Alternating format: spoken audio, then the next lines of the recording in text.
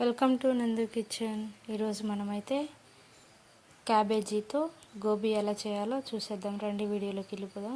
ముందుగానైతే 2 కప్పుల వరకు క్యాబేజ్ తురుమును తీసుకున్నాను.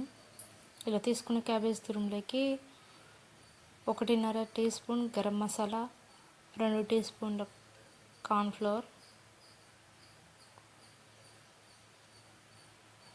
తీసుకొని వీటిని బాగా మిక్స్ చేసుకోవాలి.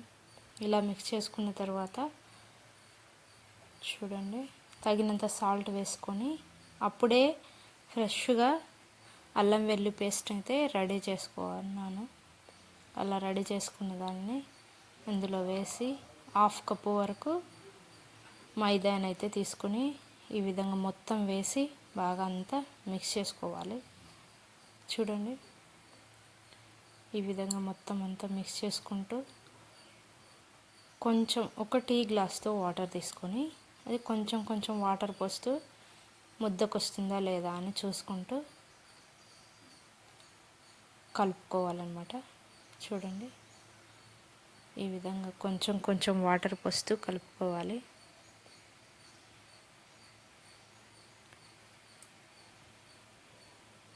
ఇలా కొంచెం కొంచెం మైదా పిండి వేస్తూ ఇలా కొంచెం కొంచెం వాటర్ పోసుకుంటూ మొత్తం అంతా బాగా కలుపుకోవాలి. మీకు లూజ్గా అనిపిస్తే కానీ ఇంకా కొంచెం మైదా పిండిని వేసి బాగా మొత్తం అంతా మిక్స్ చేసుకోవాలి. చూడండి, ఈ విధంగా మొత్తం అంతా బాగా కలుపుకోవాలి. ఇలా కలుపుకున్న తర్వాత ఇందుకోసం కావలసిన ఆయిల్ని అయితే ముందుగా గ్యాస్ స్టవ్ వెలిగించుకొని దానిపైన బాండీ పెట్టేసుకొని తగినంత ఆయిల్ని పెట్టుకొని హీట్ చేసుకోవాలి. ఇలా హీట్ చేసుకున్న తర్వాత చూడండి, ఈ విధంగా కొంచెం కొంచెం చూడండి బాగా వస్తుంది అన్నమాట. ఇలా కొంచెం బ్రౌన్ కలర్లో వచ్చేంత వరకు బాగా ఆయిల్లో వీటిని వేయించుకోవాలన్నమాట. చూడండి, రెండవ ఆయి కూడా వేస్తున్నాను నేను.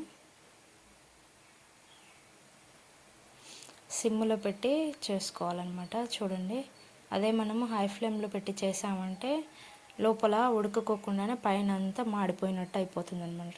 సో కాబట్టి ఈ విధంగా అయితే చేసుకోవాలి. చూడండి, చక్కగా వచ్చాయి, కలర్ఫుల్గా కూడా వచ్చాయి.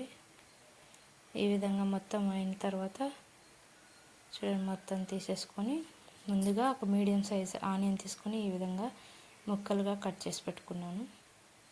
ఇలా కట్ చేసుకొని పెట్టుకున్న వాటిని కొంచెం ఆయిల్ తీసుకొని ఆ ఆయిల్లో ఇలా ఎర్రగడ్డ ముక్కల్ని బాగా ఈ విధంగా వేపుకోవాలి.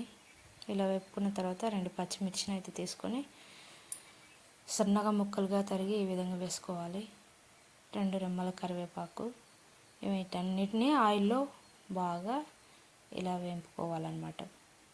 చూడండి, ఈ ఎర్రగడ్డ పచ్చిమిరపకాయ ఎందుకంటే చూడండి ఎటువంటి సాస్ లేకోకుండా ఈ విధంగా మనము గోబీ అనేది రెడీ చేసుకోవచ్చు. అదేవిధంగా 1 టీ స్పూన్ అల్లం పేస్ట్ కూడా వేసాను.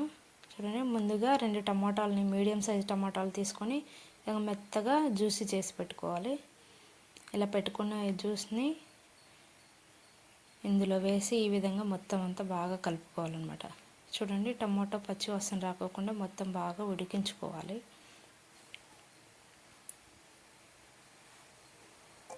ఈ విధంగా ఉడుకుతుందన్నమాట. ఇలా ఉడికిన తర్వాత కొంచెం పసుపు, 1 టీ స్పూన్ గరం మసాలా ఇవి వేసి బాగా ఉడకనివ్వాలి. తగినంత సాల్ట్ వేసుకోవాలి. సాల్ట్ చూసుకొనైనా వేసుకోవచ్చండి. చూడండి, ఎక్కువ వేసేసామంటే కష్టం అయిపోతుంది, చూస్తూ కలుపుకోవచ్చు. అదేవిధంగా ఒక 1/2 కప్పు వాటర్ తీసుకున్నాను. చిన్న కప్పుతో ఆ వాటర్ని వేసి బాగా గ్రేవీ అనేది రెడీ అయిపోతుంది. చూడండి, మనం సాస్ యూజ్ చేయకోకుండా ఈ విధంగా ఇది సాస్ మాదిరి ఉపయోగపడుతుంది అనమాట. ఇలా మనం ముందుగా తీసి పెట్టుకున్న గోబీని అయితే ఇందులో వేసి మొత్తాన్ని బాగా కలిసేటట్టుగా కలుపుకోవాలి.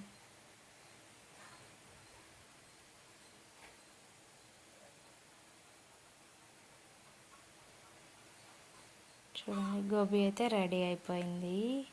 స్పైసీగా కూడా ఉంది అండ్ సూపర్ టేస్ట్ కూడా వచ్చింది. మీరు కూడా ట్రై చేయండి ఏ విధంగా వచ్చిందో. కామెంట్ రూపంలో తెలియజేయండి. మా ఛానల్ని సబ్స్క్రైబ్ చేసి సపోర్ట్ చేయండి. స్పైసీ స్పైసీ గోబీ రెడీ అయిపోయింది. Thanks for watching.